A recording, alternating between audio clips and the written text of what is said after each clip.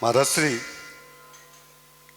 आपके चातुर्मास में यहाँ रहने का तो मुझे सौभाग्य नहीं मिल पाया, किंतु आपकी वाणी जरूर मैं प्रतिदिन सुनता रहा और आपकी वाणी इतनी जन कल्याणी थी कि वह वास्तव में हम सब लोगों का मार्गदर्शन करते रहे, जिससे हम अपने जीवन में कुछ सुधार ला सकें। गुरुदेव, एक प्रश्न जो है मेरे जहन में आया था कि 3 मास की गर्भावस्था के पश्चात भ्रूण को गर्भ की संज्ञा दी जाती है। डॉक्टर लोगों का ऐसा मानना है कि भ्रूण में कोई किसी प्रकार से उसमें जीवंतता नहीं रहती है और जब गर्भावस्था की स्थिति बनती है तब उसमें धड़कन आती है। तो महाराज श्री, मेरा प्रश्न यहाँ पर यह है कि क्या भ्रूण बन गया, उसमें धड़कन नहीं आई तो वह मिट जाता है, तो क्या इसमें दोष लगता है? और जब तक उसमें धड़कन नहीं आती है तो उसको किस रूप में माने? हाँ, जो आपने अभी कहा कि 3 महीने के पश्चात ही उसको गर्भावस्था माना जाता है, तो फिर ये मानना पड़ेगा कि मनुष्य का गर्भ सिर्फ 6 ही महीने का होता है और 6 महीने में जन्म हो जाता है, जबकि ऐसा नहीं है। 9 और 6 पूरे 15 माह तक रत्नों की वृष्टि होती है, तीर्थंकरों तक की। तो इसका अर्थ यह है कि कम से कम 9 अथवा 10 महीने का गर्भकाल उस मनुष्य का माना जाता है। दूसरा जो ये कहा कि उसमें धड़कन या पल्स 3 महीने बाद आती है, तो वो धड़कन और पल्स जो 3 महीने बाद आती है वो आपके इंद्रियों का विषय बन पाती है।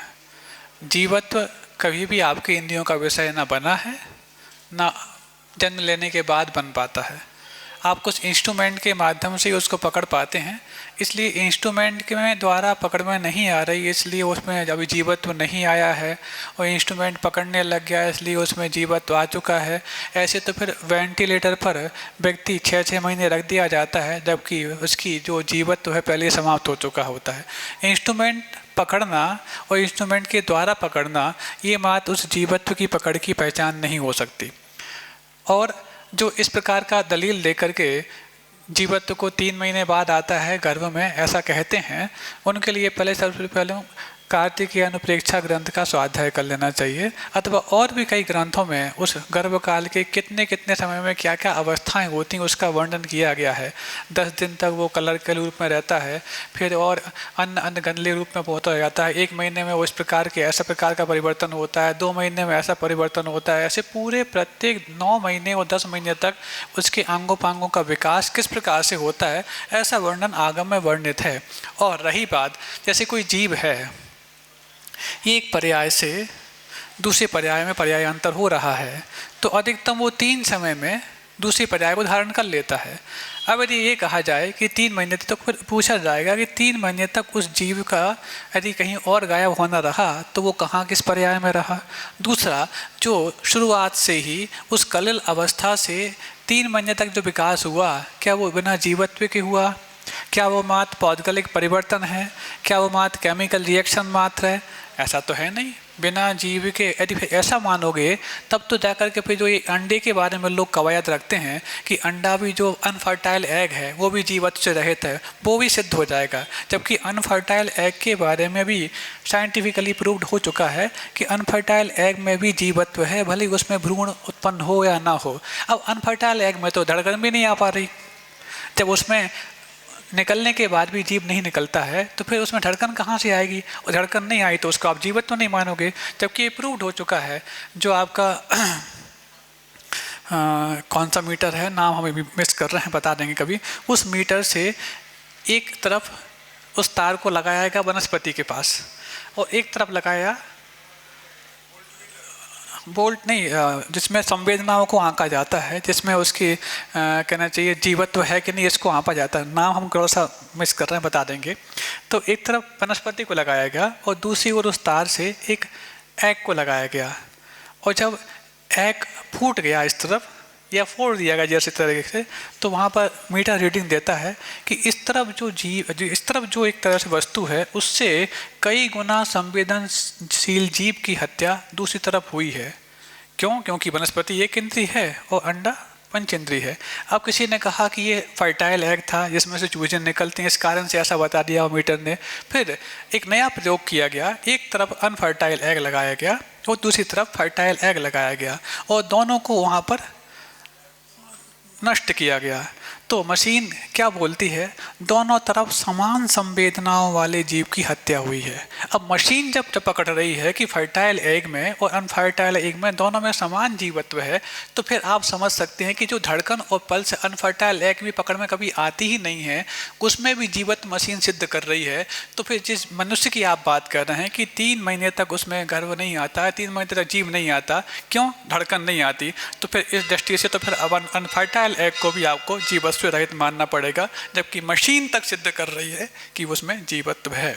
इसीलिए इस कवायद से आपको दूर रहना चाहिए। और जो इसकी आड़ लेकर के उसके पहले पहले जो पात इत्यादि होते हैं, जिसको गर्भपात माना जाता है, उसको जो क्लीन चिट देना चाहते हैं, ऐसे लोगों को क्लीन चिट कतई नहीं मिल सकती।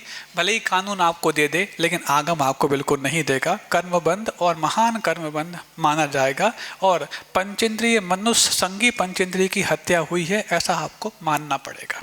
इतना ही पर्याप्त है। हाँ, देख वो दोष किस प्रकार से लगा।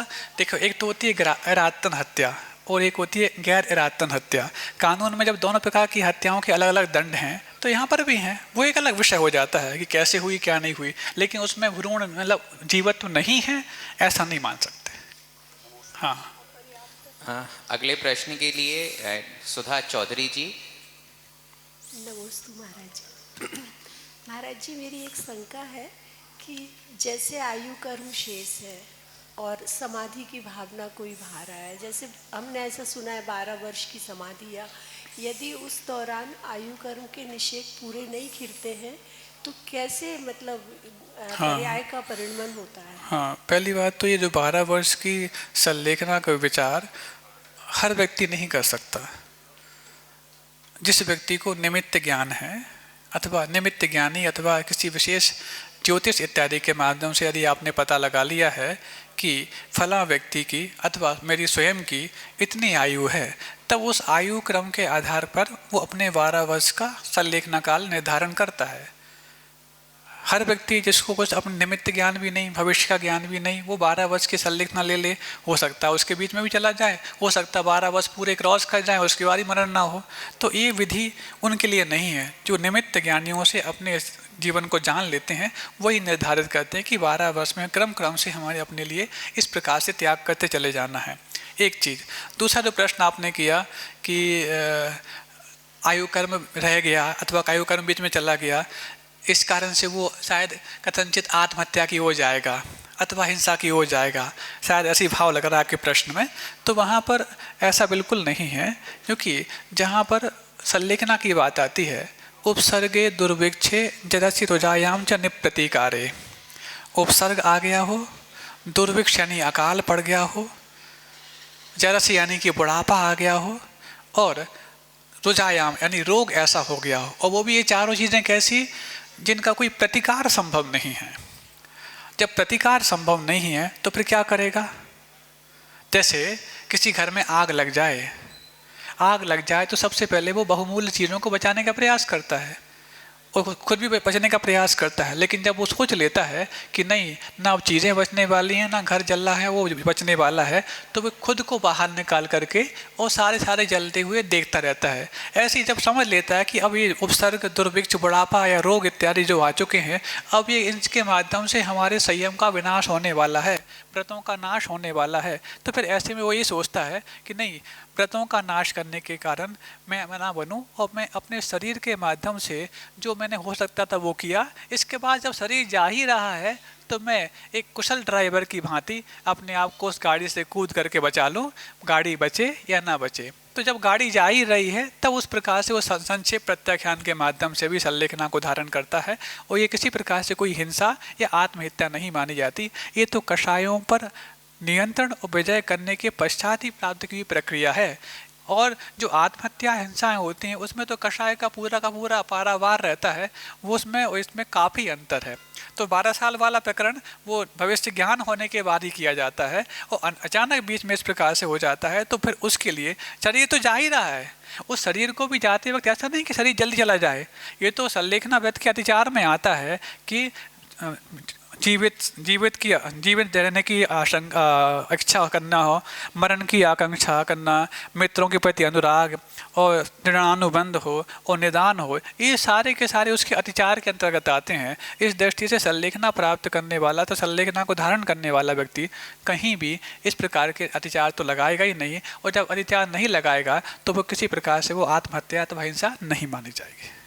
अगले प्रश्न के लिए रंगोली जी सेठी जी अपना प्रश्न पूछेंगे। अंतिम प्रश्न में हो गया। हाँ महाराज जी, अकाम निर्जरा किसे कहते हैं महाराज? काम मतलब इच्छा पूर्वक, कामना पूर्वक।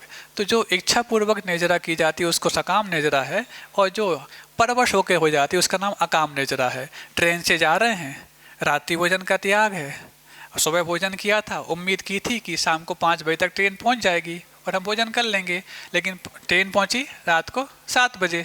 अब क्या, एक आसन हो गया हमारा, क्यों, रात में तो खाना ही नहीं है और शाम का हम लेके नहीं गए थे, तो क्या ये निर्जरा तो हुई, आपने एक टाइम भोजन किया, लेकिन ये परवश होके हुई, इसको बोलते हैं अकाम निर्जरा। ऐसी परवश होकर की जितनी भी निर्जराएं हो जाती हैं अथवा कर्मों का फल हमें मिल जाता है, वो सब अकाम निर्जरा की कोटि में आता है।